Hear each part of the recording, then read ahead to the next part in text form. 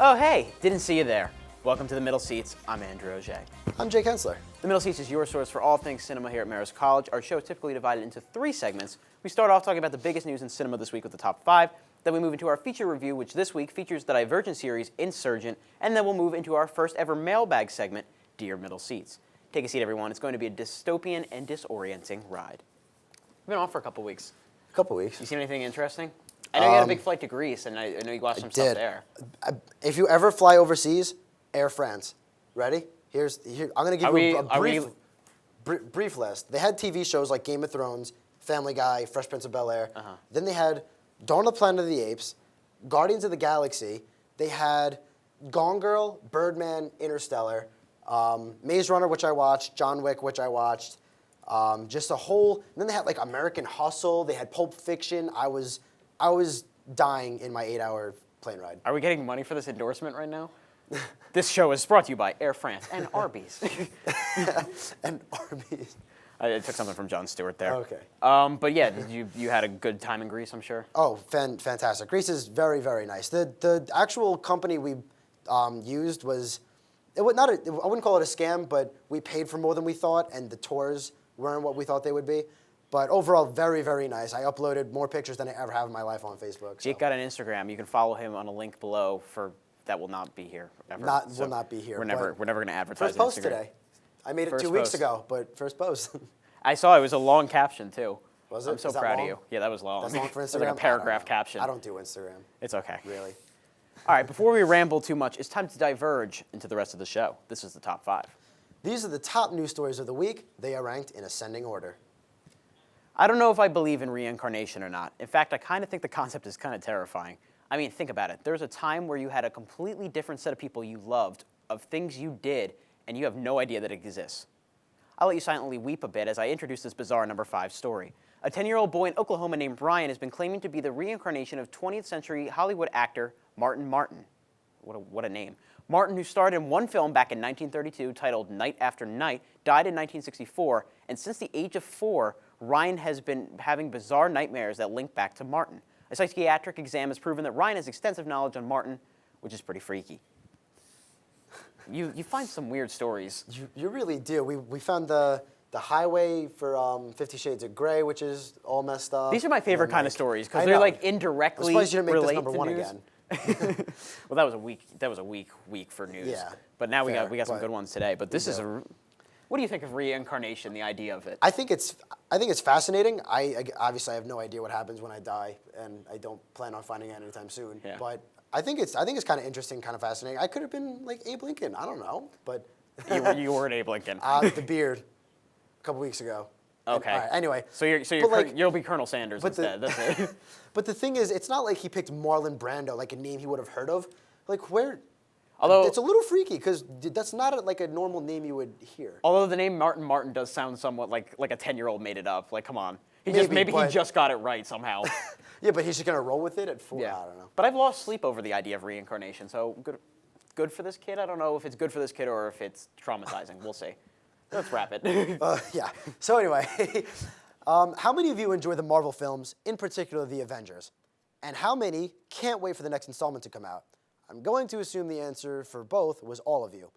If not, you probably also think Sony knows what they're doing with Spider-Man. Anyway, Marvel, as we inform you all the time, is building one of the largest and longest universes possibly ever in cinematic history. And it seems they spit out tiny bits of information every week or two to keep you interested, as if we wouldn't be for any other reason. But this time we're talking directors. Avengers 1 and 2 director Joss Whedon will not return to direct future Avengers films. Upsetting. But we're getting Anthony and Joe Russo, who recently directed Captain America: The Winter Soldier, and will also be directing Captain America: Civil War. Excitement. The Russo brothers are officially on board with the most mysterious plans for Avengers: Infinity Wars, Parts 1 and 2, which are set to be released in the years 2018 and 2019. When I did hear Joss Whedon was leaving, and I was like, oh, that's not good. And then Fender took over the reins, and I'm like, That's fine. That's as good a choice as I think you're going to get. Okay. And I did read someone had a good point. I mean, I'm a big fan of the Russos because of what they did with the Winter Soldier. I was going to say I've only seen Winter Soldier by them, but great movie. They're great comedy directors too. They've done some of the best episodes of Community and Arrested Development, and they've had a big hand in stuff like that. But I did read a legitimate complaint from a detractor of theirs. Why are they the next coming just because of Captain America: The Winter Soldier? Right, and that's also what I was going to say. Based on their work on the Winter Soldier, they're one for one for me, and I think it was great. But I also really Civil War, Captain America: Civil War is really what's going to be really that's going to determine. This might be the most even more than the Avengers movie. This might be the most important movie to the franchise. Civil War, forward. that's that could potentially just start so much. Yeah, and I'm just playing devil's advocate here. I think they'll knock it out of the park. I'm very excited with the choice, but I'm just to avoid the heaping of praise. Absolutely. Age of Ultron and Civil War are going to be like those the two next big ones. That'll be the big test for Marvel, the bigger test than they've already had. Exactly. We are just days away from the highly anticipated release of Furious 7, the 7th installment in the Fast and Furious franchise. The series has continued to rise in popularity over the past few years, and that popularity seems to be reaching a coda with this newest installment. Part of that pent-up anticipation comes from this being the final performance by actor Paul Walker, who tragically died in a car accident halfway through filming. In addition to using his brothers as body doubles to complete shooting, director James Wan also recently confirmed that the production team used footage from previous films in the franchise to complete the performance. You can see Walker in action for one last ride when Furious 7 revs into theaters next Friday. I'm very excited for Furious 7. Admittedly, I've never seen any of them. I know Gas from the Studio. I know. It's not that big of a thing. But I've never seen any of them, and I know like my whole house has at least seen a few. So it's kind of like, I don't know, do I watch all 6? I think I'm just going to watch 5 and 6. You watch 5 and 6. Yeah, those are the ones that are worth your time. But more interestingly is how they're getting Paul Walker in the movie. That's a huge technological advancement. I mean, like Dawn of the Planet of the Apes was huge for CGI and stuff and mocap and whatever else. But that's really insane. They're like photoshopping his face on the body of his brother and using other like they're lucky that movies. His brothers have like the same body type and stuff too. Yeah, really. Like all these things had to come in place because this could have been a major crisis. This could have been the shutdown of a major multi-million-dollar production. And the fact that James Wan and the production team came together and was able to finish the film, and apparently reaction is very good so far from the buzz, and they say it's a very good swan song for Walker from the early reviews that I've seen. And the trailer looks great. And the trailer looks so much fun. Yeah, exactly. This might be like a very like small footnote in the history of film. The time where something that was on the boundary of collapse came back, rose from the ashes, and became a mega hit. Fast and Furious movie. But I mean, at the same time, you're definitely right. It could be huge, and I think this is going to make the most money out of all of them, especially with what they're doing. Oh, it's tracking to be the biggest one. Yeah, definitely. And Furious 7, apparently, Vin Diesel says, best picture frontrunner right now. Really? That's what he came out and said that today. Good for him. Good for him. That's some confidence. Yeah, a lot of confidence. So, for our next story, for all of you Harry Potter and/or Doctor Who fans, this one's for you. Newt Scamander will potentially be played by Matt Smith. What does that mean? It means that Harry Potter's spin-off film, Fantastic Beasts and Where to Find Them, may star the widely considered second-best Doctor in Doctor Who. The film is a spin-off and supposed to be a sort of prequel to the Harry Potter films because it's supposed to be a story about the man who discovered all of these magical creatures and wrote Harry Potter's and the rest of Hogwarts textbook on the matter. Nothing is certain for Matt Smith, but filming is set to begin this summer. With J.K. Rowling writing the script for the film, Fantastic Beasts and Where to Find Them is hoping to creep into theaters November 2016. What do you think about Matt Smith playing? I mean, I think it fits. The whole culture fits. I have to be honest. I've never seen an episode of Doctor Who, but I've heard great things about his performance. I've seen a couple. I saw one with David Tennant, who's supposed to be the best one. Apparently, he's the best. I saw one with Matt Smith, who's supposed to be like the second best. I mean, just generally, like universally said. And they're both very good. Yeah, there's Eccleston too, and there's Peter Capaldi right now, and I think they're pretty decently regarded as well. I think so. I'm ready to go back to Hogwarts. I am. The Harry Potter franchise, the Harry Potter's franchise, it has been gone long enough that I miss it. You know? Right, and we could, if it's well adapted, we could use it. I think we could use another movie. And I think this is a really cool idea to bring us back into the world. It doesn't have to directly be related to The Boy Who Lived, but it has to be in the universe and make sense. Right, exactly. It could be like a little bit of a Better Call Saul to Breaking Bad thing. Like that's a prequel. They'll reference it a little bit. I think that's what they should do. I think that would work the best. Yeah, like no direct ties, but No, but they'll just reference it a little. Enough that's there that it's still part of the same universe. Exactly. Okay. First, there was Eric Bana in 2009's Star Trek. Then it was Benedict Cumberbatch in 2013's Star Trek Into Darkness. The Star Trek series has had a lot of talent behind their villains recently, and our top story tonight will continue that trend. Variety reported that acclaimed actor Idris Elba is in talks to play the villain in the next installment of the franchise. Elba's role is currently unknown, but expect to hear more about the Pacific Rim star's role soon. Director Justin Lin, who was in charge of the past 4 Fast and Furious films, helms from a script by Simon Pegg, when Star Trek III blasted into theaters on July 8th, 2016. Idris Elba is a great actor, and I think he's a brilliant choice for villain. Not quite as good of a choice as Christoph Waltz for James Bond, maybe, but yeah. but that's, although again, really good choice though. This is a fit that weirdly makes sense. It like does. you don't think about it at first, but Well, I mean, then he you're was, like, I forget his name in the Thor movies, but I know he's like Heimdall. the gatekeeper. Heimdall. He's Yeah. Heimdall the gatekeeper, or whatever he is, the bridge keeper, whatever you want to call it. So he's had a little bit of outer space. yeah. And I think he's one of the best things works. about Pacific Rim, personally. Yeah. Oh, that's right. He was in that. He was good in that. He's really good in Right. that. And yeah, it's just like he has this menace about him, but also this And this gravitas, intensity this and- gravitas yeah. that makes sense. And I can see him going up against Chris Pine and Zachary Quinto. Right. And Zoe No, Saldana. I mean, Cumberbatch is a very, very good choice for a villain. Yeah. He made it work really well, but They I think just- it helps a good next step. They just got to make sure that the script is in order for this one. That's Yes, their biggest there's been issue. a little, There's been a little back problems and with forth. that, Yeah, but if they get that together, I think they have adding to an already stellar cast. I absolutely agree. So that'll do it for the top 5. It's time to move into our review of Insurgent. Andrew, insert your way into the interview. Review. Yeah, thanks. Whatever. I feel like I start every review of a young adult adaptation like this, but after the success of the Harry Potter and the Twilight series, there has been a rash of young adult adaptations coming to life on the big screen. Of course, I use rash as both an expression and as a literal term. A really bad rash itches and irritates, and you basically have to rub cream all over the place. That part's not really relevant to the metaphor too much, but cream does help if you're wondering. Many of the adaptations have been cinematic failures. Films like Aragon, The Host, and The Giver have failed to pay off. Only The Hunger Games has really been a success in this post-Potter Cullen world. The Divergent series may take the silver medal, but that may be a low bar to clear, as the films suffer from a lot of the same problems as those other films. Insurgent is the latest in that line. Present in Insurgent are all the tropes of the genre: the female hero who is the chosen one, the dystopian landscape, the fate-changing romance, etc. There's very little new at play here, and while the unique premise of Divergent was enough to keep that film afloat, although it tested the waters with a 140-minute runtime, there needed to be more to Insurgent, a la how Catching Fire built upon the success of The Hunger Games. Insurgent isn't necessarily a step backwards, but it meanders too much to be a step forward, leaving the franchise in a disconcerting limbo. Insurgent picks up mere days after Divergent, as Triss, played by Shailene Woodley, her boyfriend Four, played by Theo James, her brother Caleb, played by Ansel Elgort, and their hostage of sorts, Peter, played by Miles Teller, have taken refuge in the Peaceful Amity faction, run by Joanna, played by Octavia Spencer.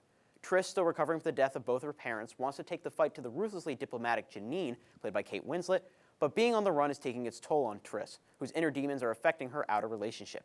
Janine's master plan involves the capturing of all Divergents, or those who are the complete package of all the factions if you didn't know from the book. Triss may reluctantly be the missing piece in her final plan. It feels like there's plenty more going on than that. I haven't even mentioned Four's own family issues as he reunites with his war-hungry mother, played by Naomi Watts, or the various other things going on throughout the film. It's an exhausting 118 minutes that someone still feels unfulfilling. Director Robert Schwenke has made sure that there is no shortage of generic, if somewhat decently staged action set pieces as they come one after the number at a roping pace. But he fails to make the story feel like anything more than a placeholder for the action scenes. Insurgent falls prey to the issue with those series that are lucky enough to earn a second movie. Little development in character or plot, but just enough to push towards a climactic few films. Woodley, per usual, gives it her all. She has a few standout scenes, and the film is dependent on her performance.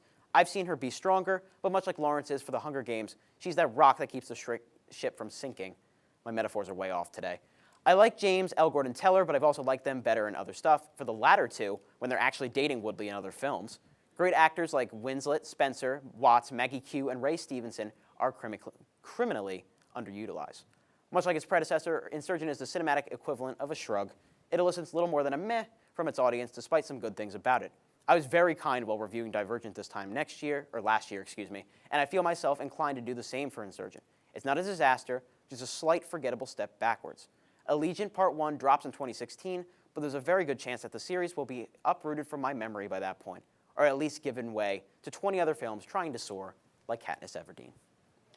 Very well said. I admittedly did not see Divergent. I kind of didn't realize that we were reviewing this one. And then by the time I realized we were going to do this one, it's not like we plan ahead every week. We're just kind of like, are we seeing this? Yeah, no, Yes, okay. we do. Not necessarily. Yeah, we do. We were going to do Hot Tub Time Machine, and then that scratched. Okay, This happens often. But we planned this back in September. Look, we're we wrote down disagreeing. every movie that we've whatever. Kind of. Yeah. So I never got around to watching Divergent. I wouldn't wish watching Divergent for fun on you. I didn't get to Divergent, and I read the synopsis on Wikipedia, but strangely enough, I got Insurgent. I walked into the movie expecting to be confused, and I got it. I was pretty straightforward with it, and I agree with a lot of what you were saying. It was just, I was never really reeled into it though. Like the action scenes, I was just like, not buying it, no way. Yeah. And like not spoiling anything, when there's 20 guys in the woods shooting at a guy in an open field, and the guy in the open field kills 5 of them and remains fine, I'm like, no. There are a lot of You action have to scenes do something else. that feel shoehorned in, and they feel like Yeah. they were just added for dramatic effect. Like there's an action scene on a train that ends up meaning nothing Yeah, 5 minutes later. it could have been resolved with 2 words. Yeah, exactly. Yeah, so I was just like, come on, really? That's just lazy. You know what I was just thinking about? What? I should have totally just edited the Wikipedia entry and just completely changed the plot. Just And to mess with me? You would just be like, yeah, where were the magic crystals in this? They were I did- talking trees. I didn't see Vin Diesel in there once, and I'm a little confused. Yeah, but Thanks. ultimately, like, what else do we have to say about this? It was okay. I think Miles Teller was okay, been better. I think Ansel Elgort was the best acting in the movie, but again, was better in Fault in Our Stars. Uh-huh. A lot of very, very much underused, underwritten characters. I didn't see the first movie. I think Shailene Woodley from the beginning to the end had decent character development, but Yeah. I didn't. That might be. And she's a different good because- actress too. And she was good, yeah. She's But finally overall, it's she's just- finally moved away from the stench of The Secret Life of the American Teenager, and she's taken on some like pretty mature right, and she's roles. she's doing well. Theo James, I think, is okay, a little bland. He's fine. but, like, He's yeah. okay. He's for this kind of role. He's actually fine. I Yeah, have no problems exactly. with him. Not bad, but just Yeah. like whatever. And then, but by But- the yeah. end, I'm like, they don't leave you off bad, but it's kind of like, where's the I how don't much conflict yeah, is I going don't. to be in the next? I'm not really sure where it's going is the Yeah. problem. And they waste these great veteran actors, and they waste these great young Yeah. actors. Like Elgort and Teller are just out to dry here. They have like nothing to do. Yeah, Teller is very much underused. I mean, I was going to put Whiplash up here. It didn't make it in there, the but blue. yeah. But Miles Teller is great in Whiplash. You know he can act after that, and it's Mm-hmm. just like he doesn't get a whole lot to do. Same with Ansel Elgort. Really, really good in Fault in Our Stars, and he's a totally different character in this opposed to Fault in Our Stars, and he's good in both. But again, they both kind of just disappear and then like reappear for a couple minutes, and then it's really just Shailene Woodley, Theo James, Yeah. and they're fine. But I don't know. Yeah, I would have liked some more work from the supporting cast. You know what I realized? Yeah. I never asked you what your rating is, so whatever's going to pop up below is probably not what you're going to give it. So let's Wow, just what'd give you- our ratings. what'd you put for me? I just never edited Is it yours. just, like, it's from blank? it's from Focus last week. Okay, Or last I think time. that was a 6. It's not a 6.5. It was a 6, I think. Okay, I'm a little below that. What's your final thoughts? I don't- For Insurgent, I'm probably going to throw it a 5.5 just because it's like, whatever. It wasn't bad. It felt a little lazy in the writing at times, but why would you give it? Yeah, 5.5. Come I on. did. This All is right. this is the cigarette break of movies. Like this is what. Yeah, it's just like Whatever. if you saw Divergent and liked it, go see Insurgent. You'll probably like it, but it's not. Yeah. It's not anything that's going to blow your mind. Yeah, just wait for DVD. It's not or- Hunger Games good. I watched Maze Runner on the plane. Much better. Yeah. Personally. Just wait for VHS. Go back in time. Yeah, I mean I still have one of those. I have some, but Yeah. okay. Go. Stop it. That'll do it for a review of Insurgent. It's time to move into our first ever mailbag segment. We've been advertising our email address as an outlet for questions, but response has been limited. Thanks, guys. So per usual, it's our crew to the rescue. Thank you, crew. But actually, Oink. really, here's the very first edition of Dear Middle Seats. Okay, let's go to question 1. Question 1. This is from Catherine from Massachusetts. I recently saw Birdman, and I wanted to understand why it got all of the hype. I didn't understand the point of the movie. I get how he's trying to be relevant again, and he's dealing with this psychological dual personality of his old character as Birdman, but other than that, it completely confused me. So before we answer this one, I think we should say mild spoilers for Birdman, I think. Yeah, mild. We're not We're going to gonna give the go- whole movie yeah. away, but mild spoilers for Birdman. So if you haven't seen it, maybe tune out for a few Yeah, minutes. just do the la la la la la.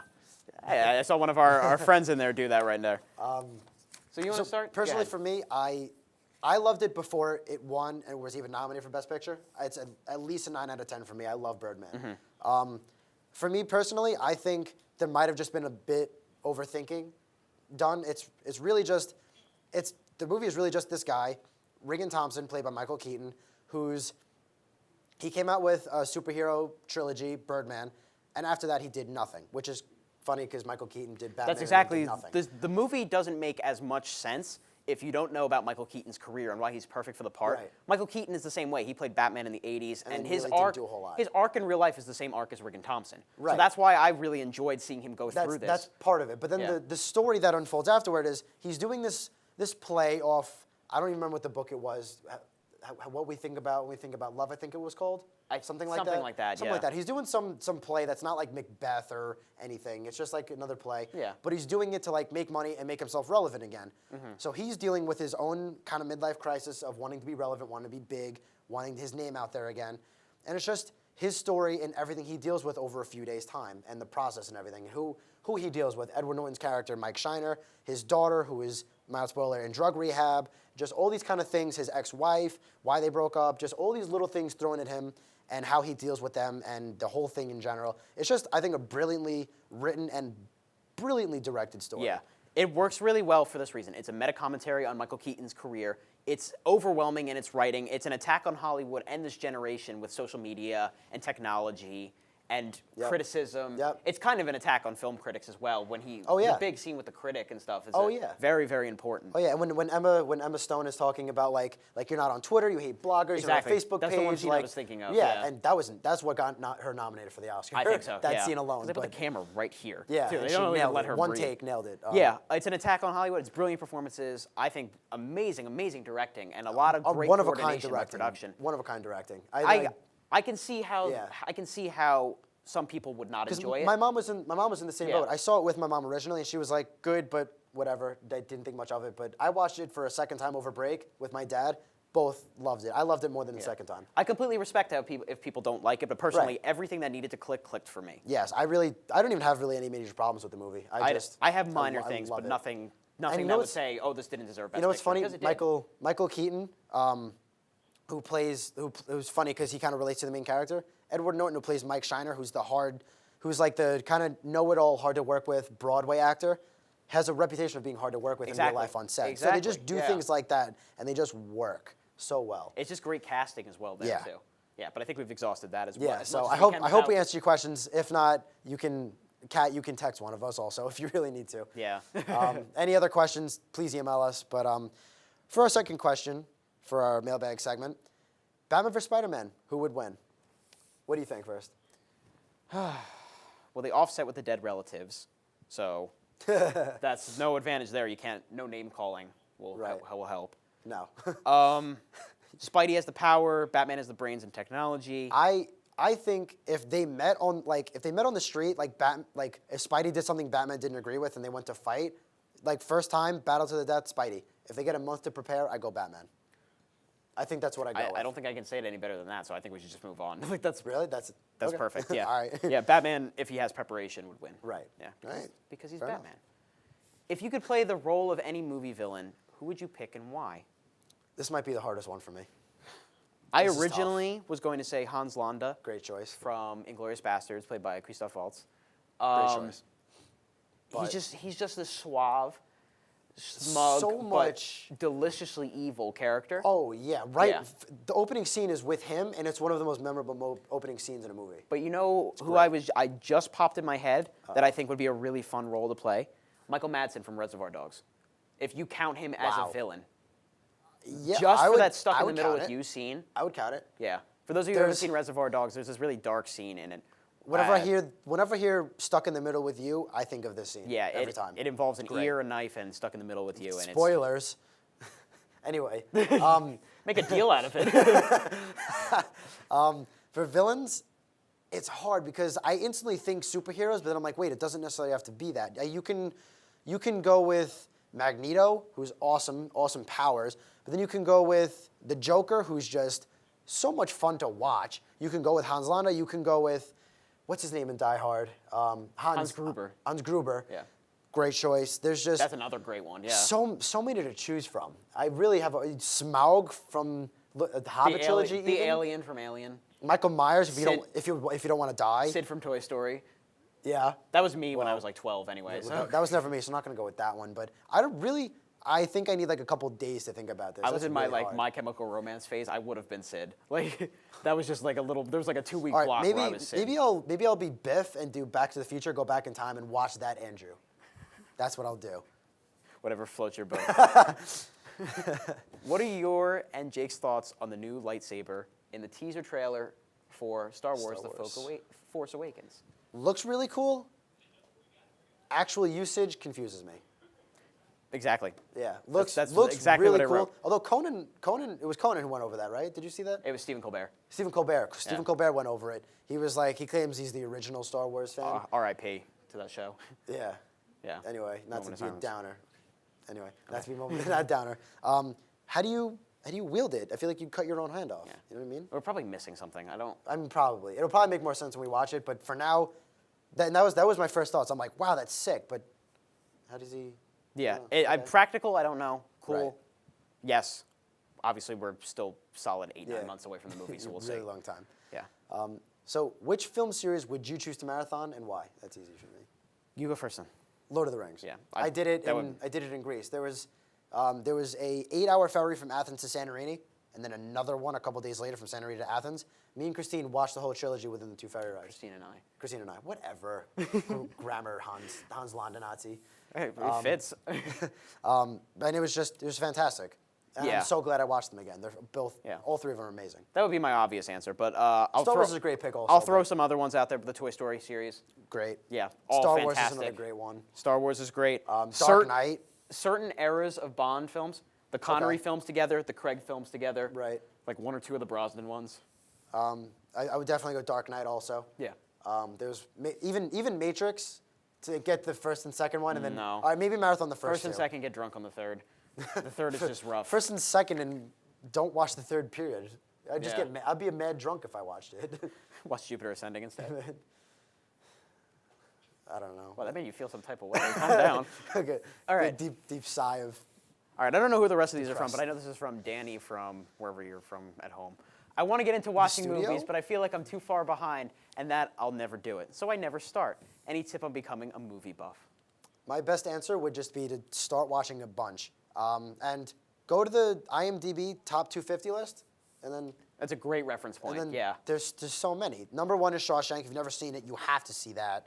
My favorite movie of all time is Pulp Fiction. Can't go wrong. Fight Club, great movie. You can't go wrong either. Yeah, just keep missing. Go ahead. You're a little far. Peter had us move. All right, go. Lord of the Rings movies, if you haven't seen those. I mean, at this point, if you haven't seen those, you're living in a cave. Sorry, Danny.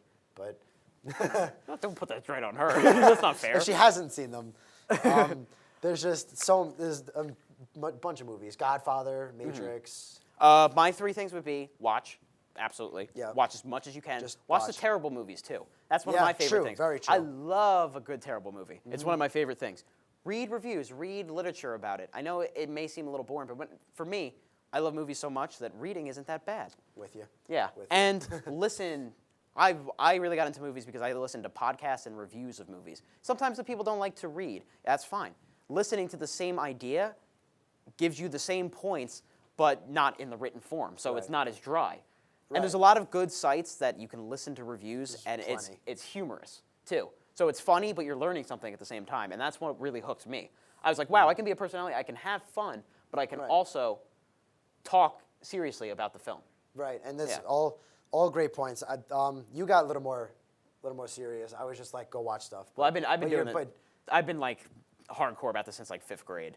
That's why. Like, I'm a late bloomer compared to you then. I've always liked movies, but I didn't really realize they were bad movies until I was like 13.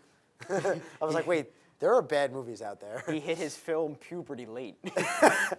But he's right. Watch the bad movies because they make the good ones that much better. Yes, like that's fantastic, I went through yeah. a slew where there was like a couple of month period where my dad sent me. I said this once. My dad sent me down, had me watch American History X, Seven, Usual Suspects, Fight Club, and just movies like that. And I'm like, wow, I've been missing out. 2, now when I watch things like Jupiter Ascending or don't even get me started on the Evil Dead remake and just things like that, I'm like, wow, that makes Usual Suspects that much more brilliant. See, my dad's like, watch Caddyshack with me for the 8th time. And I'm like, all right, I'll watch Caddyshack for the 8th time. But I should probably move on to something else, Dad. Come on. All right, last question. Last question. If The Middle Seats was turned into a movie, who would you want to play yourself Also, who would you pick to play your co-host? I love this question. You go first. For me, I have a couple choices. My captain for cross country and track, Kenny, he put this really, really bad seed in my head, which is what I was doing a couple episodes ago. Did he insert his speed or whatever? No, he said, "Wow, you kind of look like the guy from Sons of Anarchy with your hair and the facial hair growing." And I was like, straight to your head. he looks. Oh yeah, my head inflated. I was like, that's so cool. He just won Sexiest Man Alive. I'm gonna go for it. You probably realize it didn't work out, hence the haircut and shave. But Charlie Hunnam is his name, so I go Charlie Hunnam or Chris Hemsworth, who's Thor. Okay. Peter in my ear is going. He's yelling at me. He completely read my sentiments. Who am I? You're Alan Rickman. Oh, wait till I get to you. All right. Great. No, I don't know who you are. That's a tough one. I think Maybe Jesse Eisenberg. I think better. I'm Andrew Garfield. If we're going Social Network people, That's even- I think I'm that closer to works Andrew better. Garfield. That And I works also think with my Clark Kent glasses, I look like Henry Cavill a little bit. All right.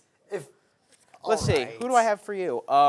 You wrote it down? I didn't write it down. I didn't get that far into it. Amanda Bynes.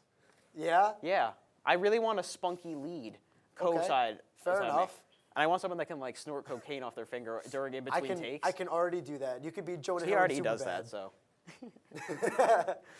Do I go in a fat suit? Is that what I'm doing here? Or? No, you put on weight and then we'd cast the middle seats. Fair enough. I think that's a Or good. Michael Cera. I think with that final All right, question. this is gonna get real ugly. And that final answer, it's time to finally put this episode of MCTV's The Middle Seats to rest. Before it escalates too fast. If you want to be a part of our next mailbag segment, email the link. Keep emailing it. If you haven't liked us on Facebook yet, what are you waiting for? Get on that. Hostile. The status of our show. I'm in a mood right now. All right, Amanda, calm down. The status of our show next week is up in the air. If we do have a show, we'll be reviewing the Kevin Hart, Will Ferrell comedy Get Hard. If not, join us in 2 weeks for our review of Furious 7. That'll do it. I'm not Amanda Bynes, I'm Jay Kensler. I think you forgot your name for a second. And I'm Andrew Auger. Keep that seat warm, everyone, because the next young adult adaptation is about to start. Look over there. It's the Host 5. What? I'm so